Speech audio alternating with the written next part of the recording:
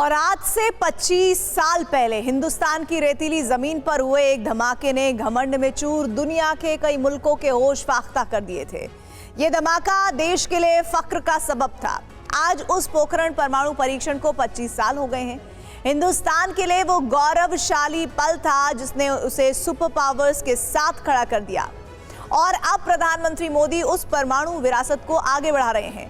प्रधानमंत्री मोदी दुनिया को भारत की परमाणु शक्ति का एहसास करा रहे हैं। आज सुनिए भारत की एटमी ताकत की कहानी प्रधानमंत्री मोदी की जुबानी। देखिए the PM factor. Range ready? Ready. 4, 3, 2, 1.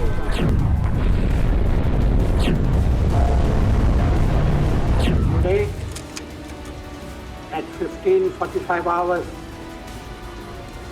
India conducted 3 underground nuclear tests in the Pokhran range.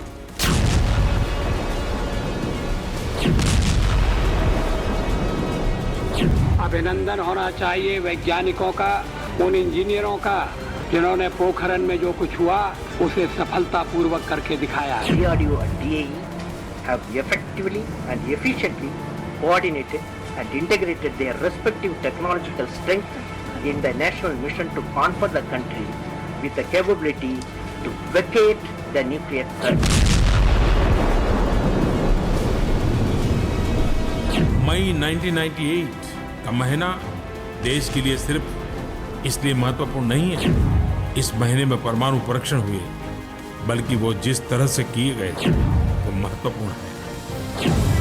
आज सिंधु में ज्वार उठा है, नगपति फिर ललकार उठा है, कुरुक्षेत्र के कण कण से फिर पांचजन्य हुंकार उठा है।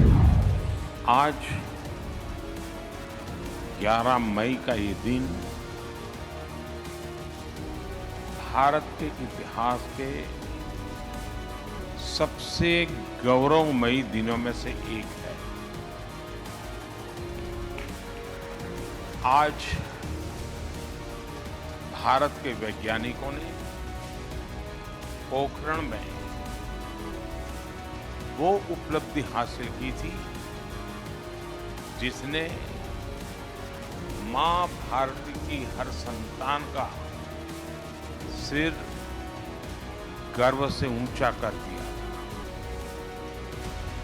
प्रधानमंत्री मोदी 11 मई की तारीख को जिस ऐतिहासिक गौरव का जिक्र कर रहे हैं वो आज से 25 साल पहले राजस्थान के पोखरण में चरितार्थ हुआ था। ये वो परमाणु टेस्ट था जिसने दुनिया को बता दिया कि हिंदुस्तान की ताकत क्या है। ये वो न्यूक्लियर धमाका था जिसने भारत के गौरव में 4 चांद लगा दिए। जैसलमेर से 110 किलोमीटर दूर पोखरण नाम के छोटे से कस्बे की जमीन एक जोरदार विस्फोट से दहल उठी। इन धमाकों से मशरूम के आकार का बड़ा सा बादल बना और विस्फोट की जगह पर एक बहुत बड़ा गड्ढा भी बन गया। जैसे ही ये धमाके हुए, इससे कुछ दूरी पर खड़े 20 वैज्ञानिकों की टीम ने मुट्ठी बांधकर हवा की तरफ इशारा करते हुए कहा, catch us if you can, यानी अगर हमें पकड़ सको तो पकड़ लो। ये अमेरिकी खुफिया एजेंसियों को खुली चुनौती थी। ये देश के पूर्व प्रधानमंत्री अटल बिहारी वाजपेयी का वो सपना था जो साकार हुआ था।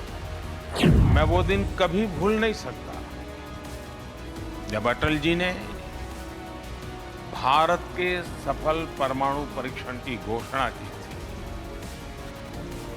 पोखरण परमाणु परीक्षण के जरिए भारत ने न केवल अपने वैज्ञानिक सामर्थ्य को साबित किया, बल्कि भारत के वैश्विक कद को एक नई ऊंचाई भी दी थी। अटल जी के शब्दों में ही कहूं तो अपनी ध्येय यात्रा में हम कभी रुके नहीं हैं, किसी चुनौती के समक्ष कभी झुके नहीं हैं। मैं सभी देशवासियों को आज के दिन की नेशनल टेक्नोलॉजी डे की बहुत बहुत शुभकामनाएं देता हूं। जिस ऐतिहासिक और अभूतपूर्व पहल की शुरुआत अटल बिहारी वाजपेयी ने की थी, प्रधानमंत्री मोदी उस विरासत को आगे बढ़ा रहे हैं। आज हिंदुस्तान न्यूक्लियर ताकत है। देश के पास शक्तिशाली एटम बम है। इतने घातक परमाणु बम कि पूरी धरती दहल जाए, लेकिन प्रधानमंत्री मोदी के लिए यह शक्ति आत्मरक्षा के लिए है। पीएम मोदी की लीडरशिप में कई परमाणु रिएक्टर्स बनाए जा रहे हैं। पीएम मोदी ने एटम बम की ताकत को विकास का आधार बनाया है। एटॉमिक एनर्जी से देश में बिजली बनाई जा रही है और पीएम मोदी की लीडरशिप में देश अपनी परमाणु नीति का पालन कर रहा है। अब देखिए भारत की न्यूक्लियर पॉलिसी क्या है। भारत कभी पहले एटम बम का इस्तेमाल नहीं करेगा। भारत इतना सशक्त बना रहेगा कि दुश्मन के मन में भय बना रहे। भारत पर हमला हुआ तो इसका प्रतिशोध ऐसा होगा कि दुश्मन का नामो निशान मिट जाए। देश की परमाणु कमांड अथॉरिटी के सहयोग से हमला होगा। जिन देशों के पास परमाणु हथियार नहीं, उनके खिलाफ इस्तेमाल नहीं होगा। बायो वेपन से हमला हुआ तो भारत के पास न्यूक्लियर अटैक का विकल्प खुला रहेगा। और प्रधानमंत्री मोदी खोलकर कहते हैं कि भारत का एटम बम दिवाली के लिए नहीं है। भारत ने पाकिस्तान की धमकी से डरने की नीति को छोड़ दिया। ये ठीक किया ना मैंने? वरना आए दिन हमारे पास न्यूक्लियर बटन है, न्यूक्लियर बटन है, यही कहते थे। हमारे अखबार वाले भी लिखते थे पाकिस्तान के पास भी न्यूक्लियर है। तो हमारे पास क्या है भाई? ये दिवाली के लिए रखा है क्या? ये पीएम मोदी फैक्टर का कमाल है कि उनकी एटम बम के खुलेआम चेतावनी पर दुनिया के किसी भी देश ने ऐतराज नहीं किया। पीएम मोदी की इस चेतावनी पर दुनिया के किसी भी देश ने सवाल नहीं उठाए। सच्चाई तो ये है कि प्रधानमंत्री मोदी ने दुनिया को भारत की ताकत का एहसास कराया है। प्रधानमंत्री मोदी ने दुनिया को भारत की तीनों सेनाओं की शक्तियां बताई हैं। पाकिस्तान को उसी की भाषा में जवाब दिया है। मैं आतंकी संगठनों को और उनके सरपरस्तों को कहना चाहता हूं कि वे बहुत बड़ी गलती कर चुके हैं। बहुत बड़ी कीमत उनको चुकानी पड़ेगी।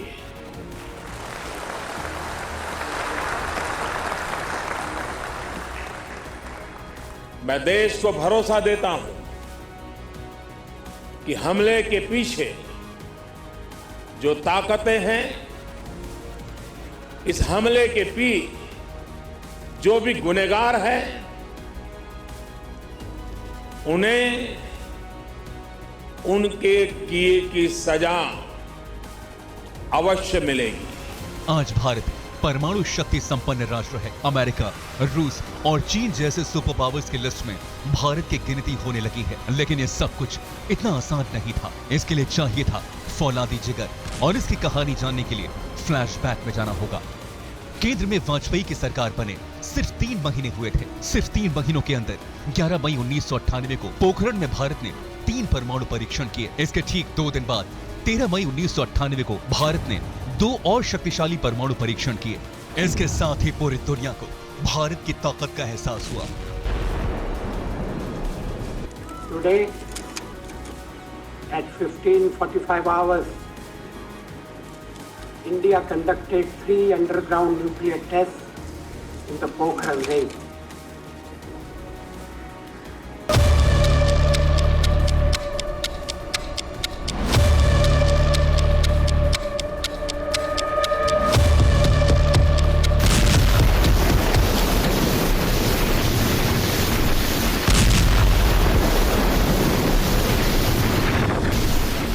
इस मिशन की कमान संभाल रहे थे पूर्व राष्ट्रपति और मिसाइल मैन के नाम से मशहूर एपीजे अब्दुल कलाम। उन्होंने इतने खुफिया तरीके से मिशन को अंजाम दिया कि इसकी भनक किसी को नहीं लगी। परीक्षण के बाद अब्दुल कलाम ने दुनिया को बता दिया कि ये धमाके आत्मरक्षा के लिए हुए हैं।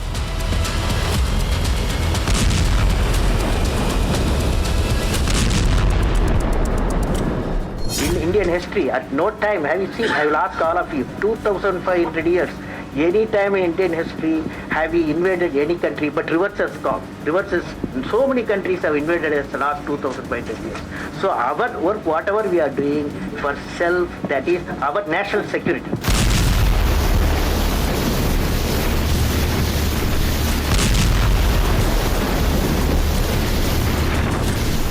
ये धमाके उस वक्त अटल बिहारी वाजपेयी के प्रधान सचिव ब्रजेश मिश्रा की देखरेख में हुए। परमाणु परीक्षण से पहले इस मिशन को ऑपरेशन शक्ति का नाम दिया गया। इस मिशन में लगे वैज्ञानिक कभी भी एक साथ नहीं चलते थे, क्योंकि अमेरिकी खुफिया एजेंसी CIA की भारत पर नजर थी। इस मिशन में लगे सभी लोग पोखरण में सिर्फ रात में ही काम करते थे और दिन में सैटेलाइट्स को चकमा देने के लिए परमाणु विस्फोट की जगह पर क्रिकेट खेला करते थे। इस प्रोजेक्ट के साथ जुड़े वैज्ञानिक कुछ इस कदर सतर्कता बरत रहे थे कि वो एक दूसरे से भी कोड भाषा में बात करते थे और एक दूसरे को छद्म नामों से बुलाते थे। ये झूठे नाम इतने हो गए थे कि कभी कभी तो साथी वैज्ञानिक एक दूसरे का नाम भूल जाते थे। अबुल कलाम का कोड था major general Prithviraj, R. Chidambaram का कोड था Nataraj. These were contained explosions like the experiment conducted in 1974. These tests have established that India has a proven capability for a weaponized nuclear program. They also provide a valuable database which is useful in the design of nuclear weapons of different yields for different applications and for different delivery systems. सभी वैज्ञानिकों को सेना की वर्दी पहनने के ही आदेश थे। सभी को आर्मी यूनिफॉर्म में ही परीक्षण स्थल पर ले जाया गया था ताकि खुफिया एजेंसियों को ये लगे कि सेना के जवान ड्यूटी दे रहे हैं। मिसाइल मैन अब्दुल कलाम भी सेना की वर्दी में वहां मौजूद थे। बाद में इसकी तस्वीरें भी सामने आई थी जिसमें पूरी टीम सेना की वर्दी में दिखी थी। भारत के परमाणु परीक्षणों की सफलता से दुनिया भर में भारत की धाक जम गई। ये पोखरण का विस्फोट ये हमारे वैज्ञानिकों की ताकत का परिचय था।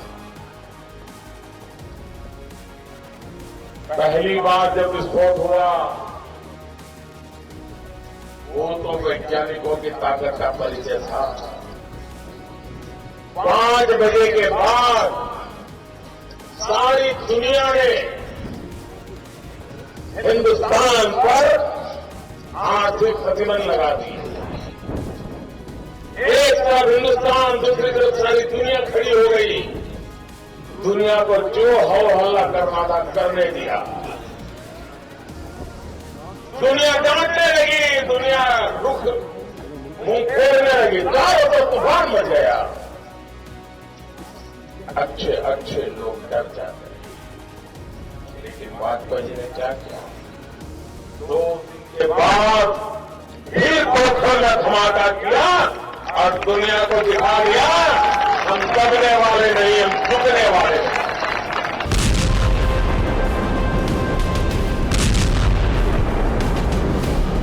भारत की एटम बम टेस्ट से पूरी दुनिया भड़क उठी। दुनिया के कई देशों में, यहां तक कि UN के ऑफिस के बाहर भी भारत के खिलाफ प्रदर्शन होने लगे।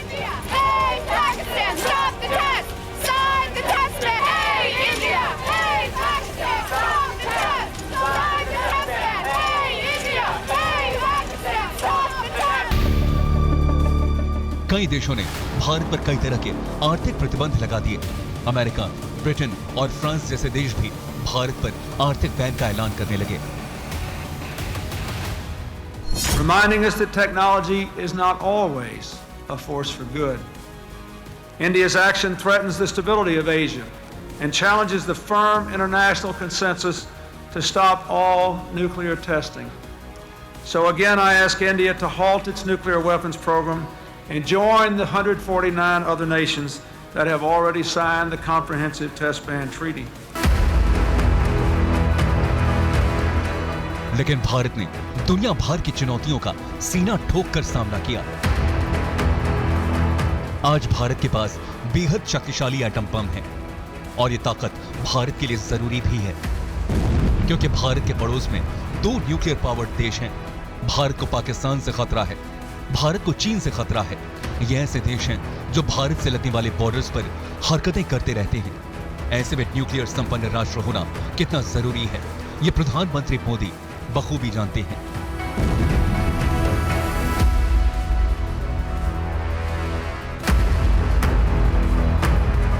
आज से 25 साल पहले तपते रेगिस्तान में पोखरण की धरती के नीचे उठी हलचल ने पूरी दुनिया को हिलाकर रख दिया था।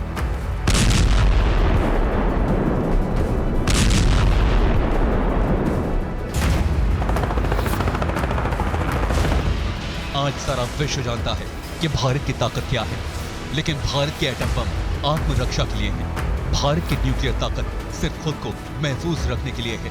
भारत की परमाणु शक्ति देश को विकास के रास्ते पर आगे बढ़ाने के लिए है, और इसमें पीएम फैक्टर बड़ी भूमिका अदा कर रहा है।